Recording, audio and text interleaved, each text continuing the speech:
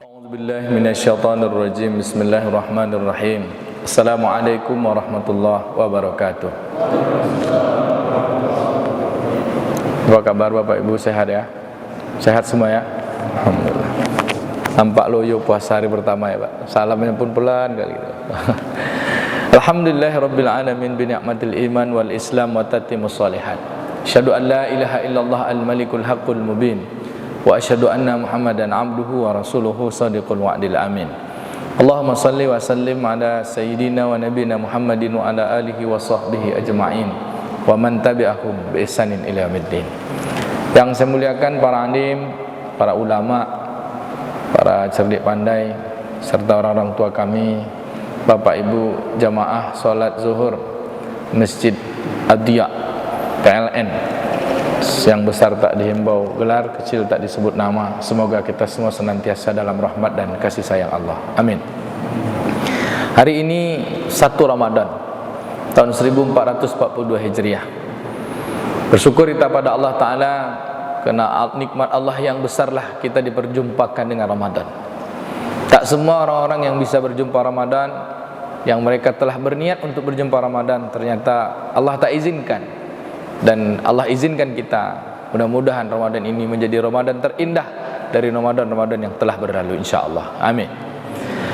Pembahasan kajian kita pada siang ini ada 2. Pertama, tentang berita gembira datangnya Ramadan. Dan yang kedua, berita ancaman tentang datangnya Ramadan. Artinya ada berita gembira dan ada pula berita ancaman. Pertama, berita gembira dulu. Hadis yang diriwayatkan oleh Abu Hurairah radhiyallahu an dari Imam Muslim, Imam Bukhari dan Muslim, kata Nabi sallallahu alaihi wasallam, "Iza jaa Ramadan futihat abwabul jannah wa ghuliqat abwabun nar wa sufidat shayatin." Atau kama qala Rasulullah, apabila datang Ramadan maka pintu-pintu surga dibuka, pintu-pintu neraka ditutup, syaitan-syaitan dibelenggu. Pertanyaannya, hadis ini sudah sering kita dengar, tapi apa makna untuk kehidupan kita yang masih berada di dunia ini? Kita belum nengok surga lagi Pak. Nabi sudah sebutkan, kalau Ramadan datang pintu surga dibuka. Kita nggak lihat pintu surga itu. Kalau kita dimasukkan surga, kalau kita meninggal dunia kan. Tapi berita ini kan untuk orang yang hidup, kata ulama. Asal masuk Ramadan, pintu surga dibuka. Padahal kita nggak lihat. Kemudian abwabul wasuf wa ghuliqat abwabun nar, pintu neraka ditutup. Kita pun nggak lihat. Wasufidat sayatin, setan-setan dibelenggu. Kita pun nggak nampak. Padahal Nabi menyebutkan ini untuk kita. Setidaknya apa makna yang bisa kita ambil, yang sejatinya dengan keimanan dan keyakinan kita, nampak kita surga itu terlihat, neraka itu tertutup, setan-setan dibelenggu, kecuali setan kepala hitam. Tahu Pak setan kepala hitam? Tahu kan? Maksudnya manusia Pak. Bapak Ibu yang dimuliakan Allah, pertama maknanya kata ulama, ketika Ramadan datang, dunia ini diliputi dengan seperti keberadaan kita dalam suasana surga. Apa suasana Ramadan? Bahwa Ramadan itu bulan yang agung, bulan yang mulia. Inilah berita gembira yang Nabi sebutkan dari hadis Imam Salman radhiyallahu an. Kata Nabi, "Ya ayyuhan nas, qad adallukum syahrul azim, syahrul mubarak." Hai manusia, sungguh akan datang kepada kalian. Sekarang udah datang, yaitu bulan yang agung, bulan penuh keberkahan. Di dalamnya ada satu malam lebih baik daripada 1000 bulan. Berkah kan? Mulia. Dan ini adalah bulan di siang hari diwajibkan berpuasa, malamnya disunahkan qiyamul lail. Rezeki orang-orang beriman ditambah. Ini adalah bulan kesabaran, kata Nabi. Siapa yang beramal wajib, maka pahala amal wajibnya seperti ia beramal 70 kali di bulan lain. Siapa yang beramal sunnah, seolah dia beramal wajib di bulan lain. Kata Nabi, ini bulan awalnya adalah ampunan, pertengahannya adalah rahmat Allah, akhirnya adalah pembebasan dari api neraka. Siapa yang bertemu bulan ini, hendaklah ia memperbanyak 4 hal. 2 hal yang sebab Allah ridho kepada kalian, dan 2 hal mesti kalian mintakan kepada Allah. 2 hal sebab Allah ridho pada kalian, perbanyaklah la ilaha illallah, astaghfirullah. 2 hal yang sebab yang mesti kalian mintakan pada Allah, perbanyaklah as'alukal jannah wa a'udzubika minan nar. Jadi orang dulu kalau masuk Ramadan ni, amalan zikir mereka sepanjang Ramadan adalah ucapan kalimat la ilaha illallah, astaghfirullah, as'alukal jannah wa a'udzubika minan nar. Kata Nabi, siapa yang memberi makan orang yang berbuka puasa, maka Allah Subhanahu wa taala berikan pahala puasa orang yang berpuasa itu tanpa mengurangi pahala puasanya. Sahabat bertanya, tak semua kami ya Rasulullah bisa diberikan makan dan minum berbuka puasa. Kata Nabi, walau seteguk air, walau sebutir kurma, walau seisap susu, Allah akan memberikan pahala puasa orang yang berpuasa tersebut tanpa mengurangi pahala puasanya. Dalam riwayat yang lain, Allah mengampuni dosa-dosamu, dan Allah berikan pahala puasa tanpa mengurangi pahala puasa orang yang berpuasa. Kata Nabi, bulan ini siapa yang memberi minum orang yang berbuka puasa, kelak Allah akan beri dia minum dari telaga Haud, telagaku di padang mahsyar, kata Nabi. Siapa yang diberi Allah minum dari telaga Haud, maka ia tidak akan haus selama-lamanya sampai ia dimasukkan ke dalam surga. Hadis ini dapat kita jumpai dalam kitab Sahih Ibnu Huzaimah, juga disahihkan oleh Imam Ibnu Majah. Sebagian ulama menjadikan ada kata-kata dalam hadis ini dianggap lemah, yaitu siapa yang memberi minum orang yang berbuka puasa, kelak Allah akan beri dia minum dari telaga Haud. Dianggap hadis ini ada kecacatan sedikit, tapi kata Imam Ibnu Huzaimah, ia meletakkan hadis ini dalam kitab sahihnya. Bapak Ibu yang dimana, kita tidak berdebat antara sahih atau lemahnya hadis ini, tetapi ada berita gembira, syahrul azim, syahrul mubarak. Di dalamnya ada kesahihan yang kita yakini bahwa ada satu malam lebih baik daripada 1000 bulan, yaitu malam Lailatul Qadar. Kata ulama, kemuliaan dan keberkahan Ramadan itu seolah-olah kita berada dalam suasana surga di bumi. Jadi tak ada orang yang berbuat jahat, tidak ada keburukan datangnya Ramadan. Ramadan itu adalah kesempatan berbuat baik yang kebaikannya berlipat-lipat ganda. Kebaikannya berlipat-lipat ganda. Seolah-olah kita dalam suasana surga. Tidak ada orang buruk ketika dalam Ramadan. Tidak diterima keburukan, tidak ditolerir kejahatan, tidak boleh ada setan. Bahkan di siang hari kita lapar perut, nampak makanan, tak mau kita makan. Betul kan, Bang? Kasih makan sekarang marah, Bang, kan? Wah, dikasih makan, bisa marah. Begitu saking istiqomahnya. Nampak makan seenak apapun tak mau. Tapi coba nanti jam 6.30 kan, dah waktu berbuka, tak ada orang ngasih makan, marah kita tuh. Gitu kan. Bapak Ibu yang dimuliakan Allah Ta'ala, maka kata ulama, kita ini diantarkan Allah satu suasana yang di dalamnya suasana kebaikan, tidak ditolerir kejelekan, dan kita pun tak mau ada keburukan. Sampai-sampai godaan setan di siang hari pun kita sanggup.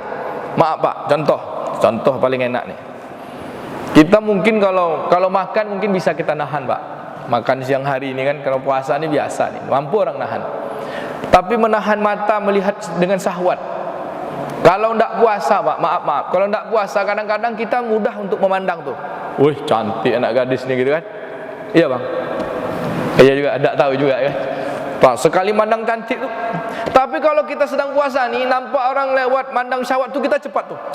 Orang pakai baju sempit aja berani kita nutup. Oh, ini aku lagi puasa nih. Datang orang ajak kita berdebat, aku lagi puasa nih.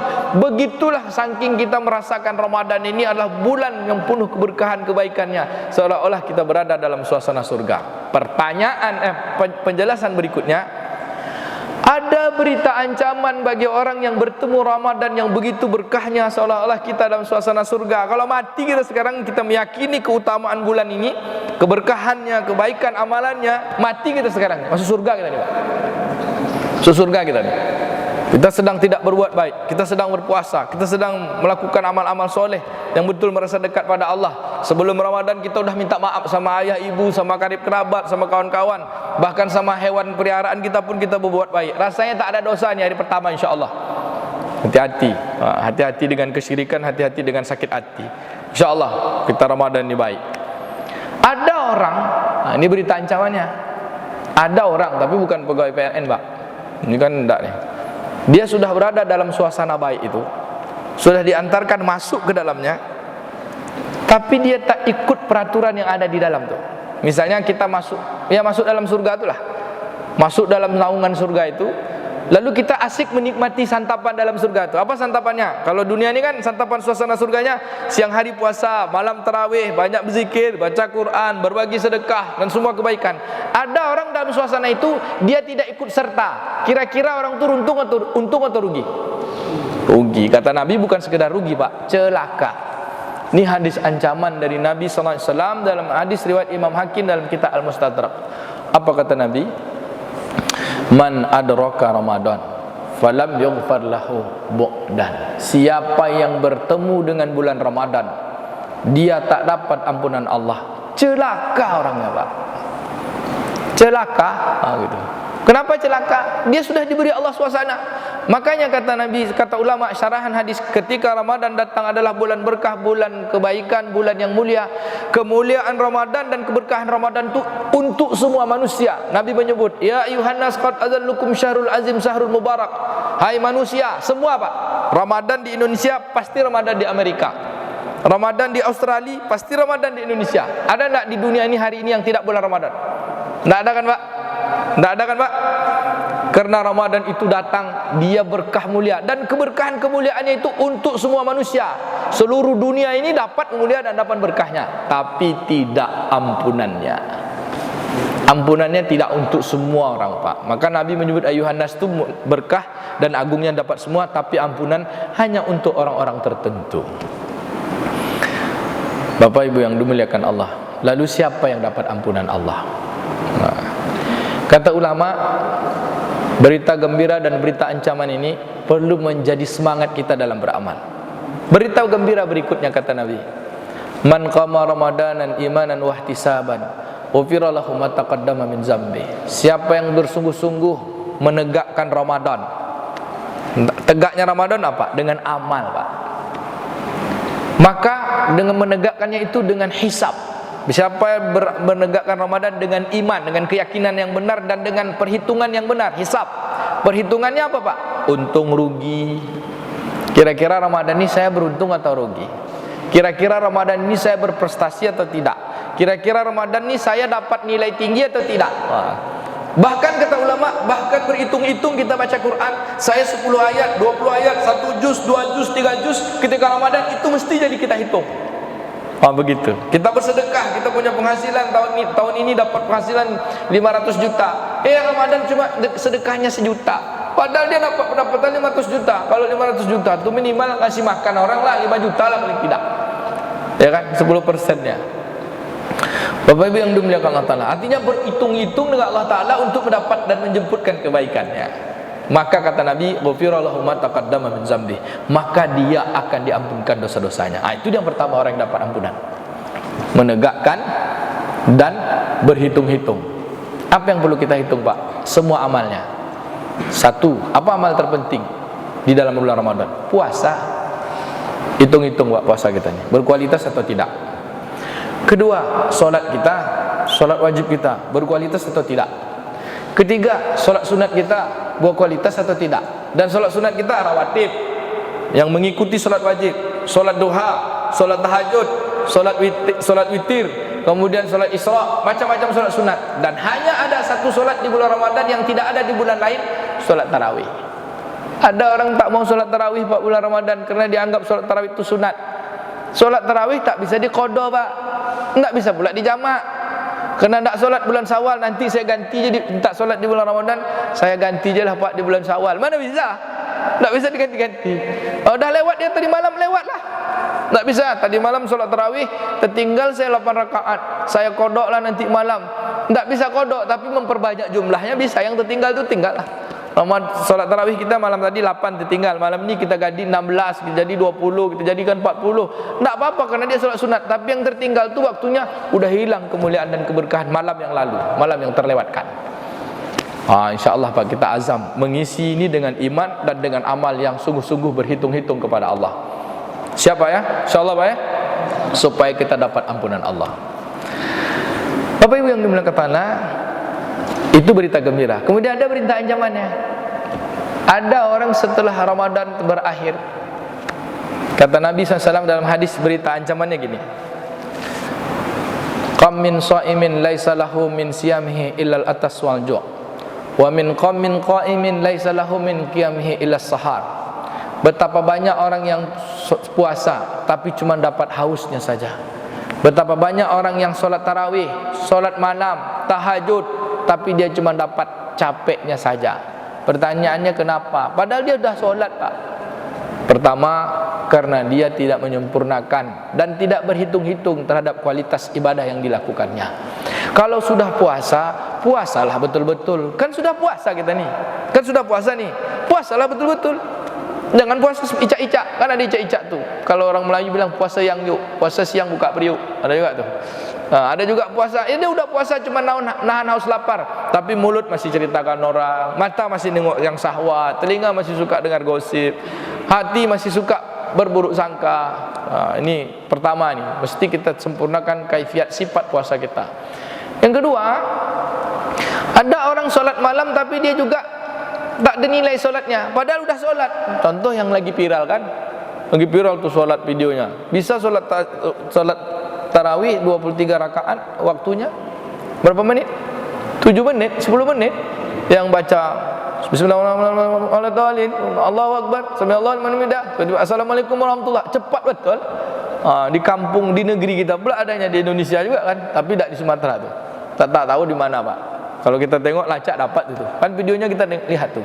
Sudah solat, sudah melaksanakan solat, sudah berpakaian, sudah berwudu, sudah berpakaian rapi, sudah pakai parfum, sudah berniat solat. Ngapa juga solat main-main? Seriuslah, kan udah solat juga. Maka nikmati. Maka kata ulama, yang dimaksud beramal hisab itu, pertama dia betul-betul menjaga kualitasnya. Yang kedua, dia menikmati dari amal yang dia lakukan. Pertanyaannya, Bapak Ibu, puasa ini nikmat tak? Nikmat kan? Alhamdulillah. Solat tarawih nikmat tak? Pokoknya nikmat, nikmatilah supaya kita dapat nikmatnya. Baca Quran nikmat tak? Nikmat.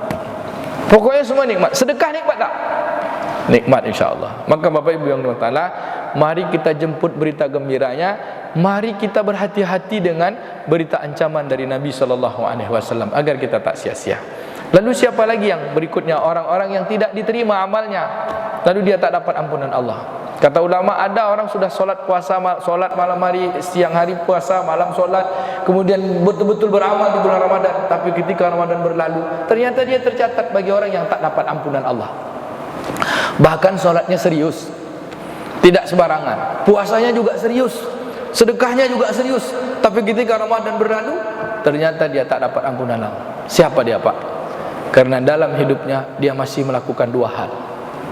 Yang pertama musyrikin, yang kedua musahhin. Kata Nabi, illal musyrikina wal musahhin, kecuali orang yang musyrik dan orang yang musahhin. Allah Subhanahu wa taala turun ke langit dunia, baik di malam nisfu Sa'ban, baik malam Lailatul Qadar, baik di 2/3 malam orang berdoa. Apa kata Nabi? Kalau dia berdoa, apa yang dimintanya, minta ampun Allah ampunkan, minta rezeki Allah beri rezeki. Semua orang yang berdoa Allah kabulkan, kecuali orang yang masih musyrik dan orang yang musahhin. Apa itu musyrik? Beramal tapi ada tujuan yang lain. Dan kurapat-kurapat masih percaya dia. Contoh, Pak, di negeri kita ni masih ada tradisi kalau naik rumah pakai perabung tuh, Pak. Rumah belum diatap, sudah diatap, mau diatap, sudah naik perabung, biasanya diletak kelapa sama pisang. Pernah nengok tak, Bang? Tadi udah pasang perabungnya, nanti ujungnya itu dikasih pisang, dikasih kelapa. Masih ada, Pak ya? Saya kebetulan ada kat rumah tu, kata tukang, Pak Ustaz, ini rumah ini mesti pakai syarat. Untuk apa? Ini kalau perabung belum naik, atap belum naik, perabung udah naik, mesti dikasih syarat. Apa syaratnya? Pisang dan kelapa. Untuk apa pisang sama kelapa? Ternyata katanya kalau perabung sudah naik rumah, perabung sudah naik, tinggal rangka itu sudah naik, bahasa kita ya rangka atap sudah naik, berarti rumah itu sudah siap. Kalau sudah siap mesti ditunggu. Kalau nggak ditunggu nanti ditunggu orang lain, maksudnya setan. Maka tanda rumah itu udah ada penunggunya, diletakkan pisang sama kelapa. Saya bilang, ngapa tak ada sablonnya tulisan rumah ini sudah ada penunggunya gitu, Pak? Ngapa pula harus pakai pisang dan kelapa? Ya kan? Ada-ada aja, lucu-lucu. Tapi itu kalau percaya kita kurapat gitu. Saya bilang sama tukang, baca aja lah auzubillahi minasyaitonirrajim, bismillah, auzubillahi kalimatillah, dia pergilah tuh. Enggak usah pakai kelapa-kelapa pisang-pisang. Ada lagi tradisi kita kan percaya dengan jampi-jampi, percaya dengan sihir-sihir, percaya dengan wafak tu benda-benda Pak. Kadang bertulisan Arab, pakai uang limper, ada uang 5 uang koin bertulisan Arab, akhirnya jadi jimat, digantung sini. Nanti anak tidur dikasih gunting, dikasih bawang, dikasih gunting, bawang, garam sebagainya, itu untuk makanan tu kan. Taruh gunting situ. Manalah setan takut sama gunting. Ada aja kadang-kadang. Yang seperti ini masih kurapat kita Pak, walaupun beramal. Dan bahkan orang-orang yang percaya dengan tradisi yang seperti ini, kadang-kadang dia rajin sholat Pak, tiap tahun pergi ke Mekah, sedekahnya pun banyak. Tapi kalau dah ada berkaitan dengan tradisional kepercayaan animisme itu, percayaan dengan benda-benda seperti itu, paling semangat Pak. Apalagi bakar kemenyan kan, asapnya naik. Beda dengan bakar bukur Pak. Bukur dengan kemenyan itu beda. Itu ada bukur kan, tuh pengharum. Ini kemenyan ini katanya kita minta izin kalau kita berdoa, apa yang di langit mengizinkan kita, yang di laut mengizinkan kita, yang di hutan mengizinkan kita. Apa ini Pak? Saya pernah sampai sebuah negeri batas antara Bengkulu dengan Sumatera Barat. Sampai di sana, orang alim Pak, ustaz-ustaznya, tuan-tuan guru. Ketika doa dia bilang, ambil kemenyan. Untuk apa kau buya, kata saya kan? Iko untuk awak berdoa supaya doa awak ko di ion puluh samunan di lawi, da ion puluh samunan di hutan, dia ion puluh samunan di apa, di sungai dan di langit. Apa nan di iyo kan ko buya, kata Allah. Nya ada penjaga-penjaga tu kalau awak berdoa, doa awak ko dia ionnya, kata dia. La ilaha illallah astagfirullah. Bercampur amal kita Pak. Maka ketika inilah yang sebab kita di dunia ini kalau beramal ada hal-hal gini hilang. Yang kedua, kalau mungkin yang kurapat dan syirik ini udah banyak, udah hilang dengan kita. Tapi kadang masih ada yang kedua nih Pak, musahid. Apa itu musahid? Suka menyulut. Masih ada hati kita ini rasa menyulut permusuhan, benci, dendam, tak suka. Ini yang paling payah mengobati ini Pak. Kadang-kadang kita dengan kawan baik, tapi kalau menceritakan kawan, menceritakan buruk kawan, datang kawan satu lagi, paling nikmat Pak. Seperti ayam bumbu dikasih bumbu enak. Kalau menceritakan buruk orang, minta ampun. Kadang-kadang ustaz pun suka juga. Ustaz sama ustaz menceritakan buruk ustaz. Na'udzubillah min zalik. Betul tak? Kita ni kalau menceritakan Syanu tu semenjak Syanu, iya kemarin aku bertambah-tambah. Bahkan kalau bahasa Melayu legit ceritanya, untuk memunculkan apa? Buruk seseorang. Itu menyulut permusuhan Pak. Benci, dendam. Kepada siapa saja, baik itu kepada orang tua, kepada karib kerabat, kawan-kawan sekantor. Ini nampak aja baik-baik nih, tapi di masjid ini enggak. Yang dalam kantor kadang-kadang kawan naik prestasi jabatan, tunjangan naik sikit, kawan sana tunjangan dan naik tuh. Nanti sombong sama kita tuh. Ini kan.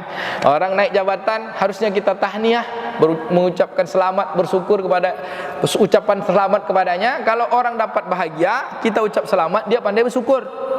Dia ucap alhamdulillah. Kalau dia pandai bersyukur, nanti diajaknya kita tuh pandai dia syukuran, diajaknya kita makan.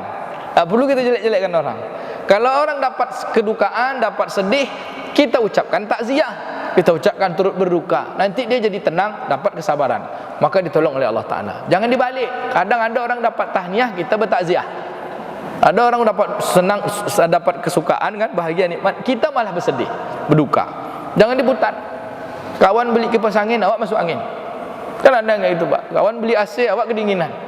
Dia untuk dia, kita kadang-kadang gitu kan. Bukan kita di sini Pak. Adalah kebanyakan sifat manusia seperti itu. Bapak Ibu yang dimana tanah, maka ini mesti kita hilangkan. Berita ancamannya kalau masih ada ini bulan Ramadan nih, baik sama orang tua, sama karib kerabat, sama kawan-kawan, bahkan sama hewan sekalipun Pak. Ada orang soleh, taat, jumpa kucing sukanya Pak Wak. Apa kucing? Sepak-sepak aja. Tanam pohon-pohon main cabut aja. Padahal kita ini yang dituntut dari semua hadirnya Ramadan ini adalah wujud orang yang takwa. Itu apa? Takwa itu takut pada Allah, lembut sikapnya, akhlaknya, santun bicaranya, sampai betul-betul seperti baginda Nabi sallallahu alaihi wasallam. Bapak Ibu yang dimuliakan tanah, Ramadan adalah bulan yang penuh berkah dan kemuliaan. Kata ulama, inilah masanya saat-saat dalam 12 bulan setahun kita betul-betul mendekatkan diri kepada Allah Ta'ala. Dalam bahasa tasawufnya Pak, bahasa tarikatnya, saat inilah kita betul-betul sedang bertapa dengan kebersamaan kepada Allah. Walaupun kita sambil bekerja Pak, tapi kita menahan diri untuk ini puasa, untuk menahan diri betul-betul dekat sama Allah. Menahan makan padahal kita bisa makan, menahan berhubungan suami istri padahal kita halal. Hal-hal yang halal padahal diharamkan. Untuk apa tuh? Untuk sampai ruhani kita, jiwa kita betul-betul dekat sama Allah Ta'ala. Dalam bahasa psikologi komunikasinya, kita sedang dalam bertapa.